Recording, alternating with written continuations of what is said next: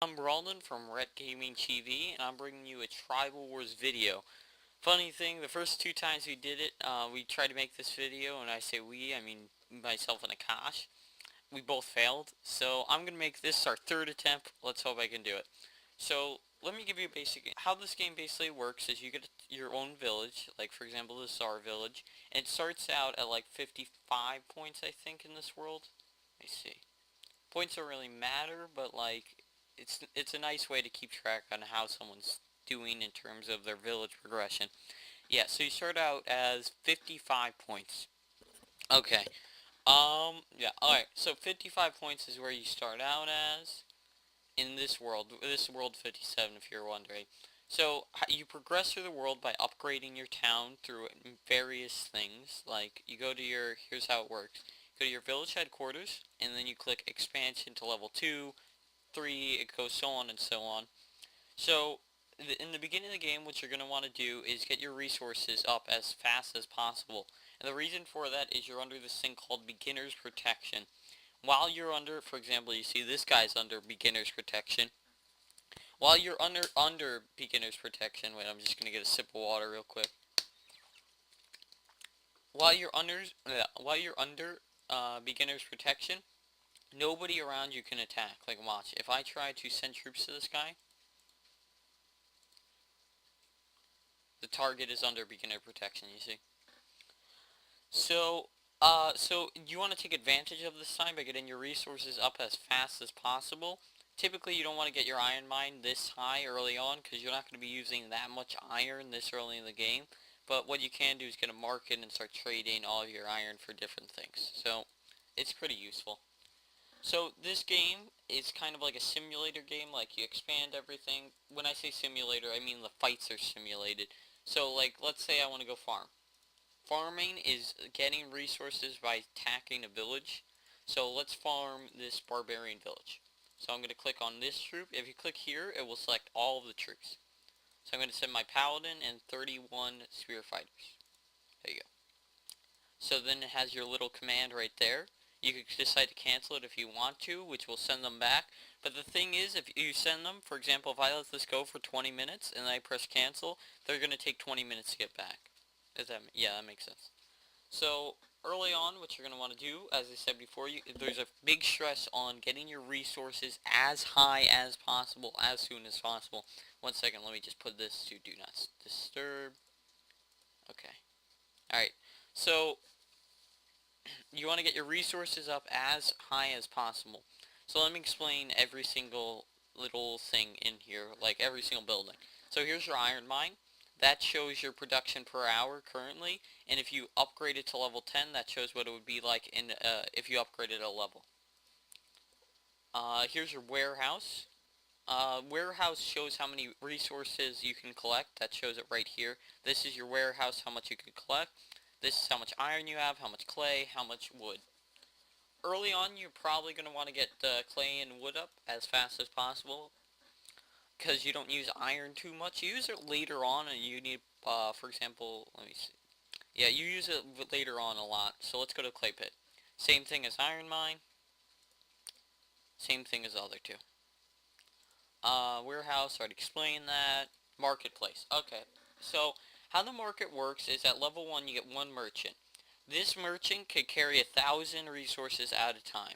We have 3 merchants, which means they could carry, you could have maximum transport of 3,000. So you could go to offers, other offers, and then you put in whatever you want, all, let's see, all for all. And this is everyone around you. This is a tribe right here. I'll go into tribes a little bit later. And this is the resources. So they're offering 100 clay for 200 wood. Right now I can't really accept. I don't have enough merchants available. And this shows how many offers they're willing to make. And what this means is, for example, if they had 2 offers, I could accept this twice, which means I would be giving 400 wood for 200 clay. That's not a very good deal, but that's just an example. This shows all your current offers. This shows your merchant status. Busy merchants, which means they can't really, you can't really trade with them at the time. Okay, so that's about that. that's that. And here's a paladin. So some worlds have paladin, some worlds don't. Paladin in a paladin world is very important. And for the main reason, it would be items. The items you get from the paladin, well, weapons. The weapons you get are extremely powerful. Like, I remember back in an old world I played on, I got a Thea's Bonfire. Oh, that thing was awesome. It basically, like, increases your catapults by, like, 100% or something along those lines. And, oh, that thing is awesome. So you want to get your paladin. Depending on how you want to play it, you want to get your paladin as quickly as possible, or you want to save it to late game. We got it pretty quickly because we wanted the weapon going as fast as possible. We want to get one quickly, and we want to get our farm in as fast. We want to get the farm really quick. So let me just show you the paladin stats here. Let that load. There's troops, units. Okay, units. How you got to this page? Right here. Help. Okay, go down. Where's Paladin? Huh. There he is. Okay. So, he costs 40. Population needed. Alright, let me explain population before I go into troops. So, here's your farm. And your farm allows for a certain amount of population. Right now, our maximum population, 240. Every single time you build a building, it requires population. If you hit max population, you can't go over it. And troops require population to make them. Spear fight, I'll go into those later. And then you got your paladin, he requires 10 population. So that's what that means. Speed, 10 minutes per field. Go here. Little field, that's like one of these sections. So that, let's say we want to attack him, I believe it would be 10, 20, 30, 40 minutes. Carrying capacity 100. Okay, so for farming, what this means right here, carrying capacity 100, is he can carry 33, 33, 34, or he could carry 100 wood, or 100 clay, or 100 iron. Typically, they'll equally distribute it. That's what that means. The paladin is very strong, 150, very good defense, very good cavalry defense, and he's available without research. All you need is a statue, which costs 220, 220 wood, 220 clay, and 220 iron. Yeah. Alright, let's go into the barracks. So the barracks, you want to get a lot of troops early on because, as they always say, troops win wars, not points. So we got a bunch of spear fighters because the spear fighters have a decent carrying capacity and you can farm pretty well with them early on. I would highly suggest a ton of like cavalry if you want a very good farming. But right now, spears are sufficient.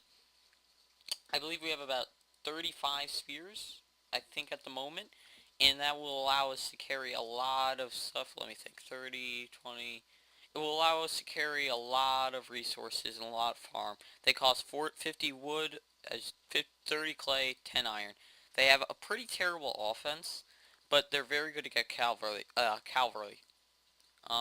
Swordsmen. Swordsmen are great defense against axes, and they don't have a very good carrying capacity. They're probably the worst farming unit besides axes. Axes are really good just for chowing down on spear fighters and back if you have a world that has archers. That's what they're great at. So that explains that barracks. Here you got your rally point. Rally point's really where your fighters meet. Here's where you could like command your guys. You could go through the simulator. So let's say I had